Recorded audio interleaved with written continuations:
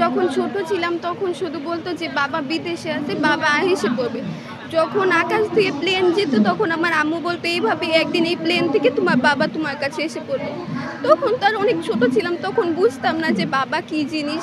কিন্তু যখন বড় হলাম আস্তে আস্তে, তখন যখন এই প্রোগ্রামগুলায় আসলাম তখন মনে হলো যে না, সবার মতো আমার বাবা নেই, আমার বাবা অনেক দূরে আমার থেকে, আর আমার বাবা কোথায় এটাও আমি জানি না।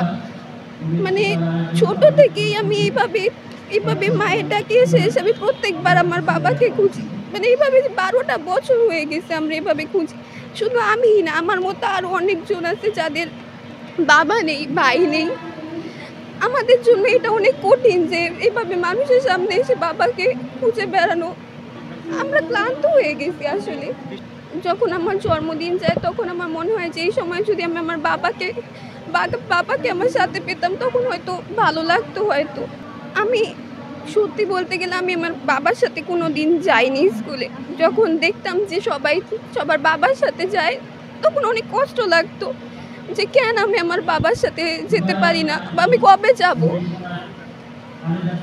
কিন্তু আমার মনে হয় না আমার এই স্বপ্নটা কোনো সময় পূরণ হবে যে আমি আমার বাবার সাথে স্কুলে যাব, বাবার হাতটা ধরবো। তুমি এখনো বিশ্বাস করো কি না যে তোমার বাবা ফেরত আসবে? আমরা কতদিন আগে আয়নাঘরে গেছিলাম, র‍্যাব র‍্যাব 3 তে মনে হয়। ওইটার ভিতরের আয়নাঘরটা অনেক ভয়ঙ্কর। ওইখানে আমার নাম লেখা ছিল একটা ঘরের ভিতরে, সেলের ভিতরে। ওই সেলটা অনেক ভয়ঙ্কর। মানে ওইখানে না বেঁচে থাকা অনেক কঠিন। আমার বাবা গুম হইছে ১২ বছর। তো ১২ বছর যে এরকম একটা ঘরের ভিতরে বেঁচে থাকবে, আমার মানে আমি দিনে দিন আমি এটা হারিয়ে ফেলতেছি আমার এই আশাটা যে আমি আমার বাবাকে ফেরত পাবো। কারণ কি ওই আয়নাঘরগুলো অনেক ভয়ঙ্কর। মানে বলার মতো না যে ওইগুলো কেমন। ওইখানে না তো ফ্যান আছে একটা, না তো কিছু আছে। ওইখানে বেঁচে থাকা অনেক কঠিন।